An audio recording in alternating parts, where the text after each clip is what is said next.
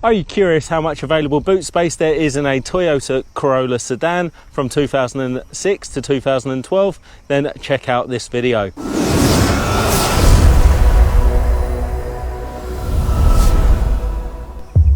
Hi there guys, welcome to another Ross Perry Productions video. In this video I have a 2008 Toyota Corolla sedan and I'm going to be showing you how much available boot space there is, both with the seats up and the seats down. Now if you are struggling to get those rear seats down, there is actually a lock which I'll also point out. So first off, I'll just show you the legroom and the space in the back of the car. So here we go, just into the back seats now. Now the driver's seat is actually in my driving position and I'm 5'11", and that's how much legroom there is. Nice load of space in there, and you can easily get a couple of adults. I've also made some videos on getting some child seats in here as well, so check them out if you're interested.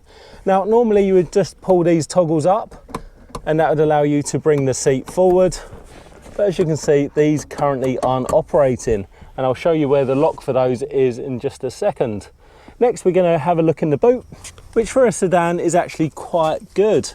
It's relatively deep. I'd say we've got about 500mm from here, maybe 400mm from this bulkhead there, and it's probably about 1 metre deep. I don't have a tape measure on me to measure, but it's actually a decent sized boot for a sedan.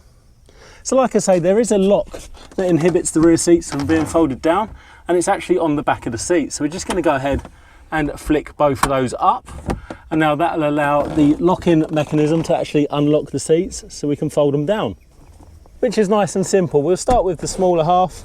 So that one comes straight down. Now you don't actually have to fold the bench forward. That allows that seat to come down. It doesn't quite go flat. There is a step, which I'll show you from in the boot in a second.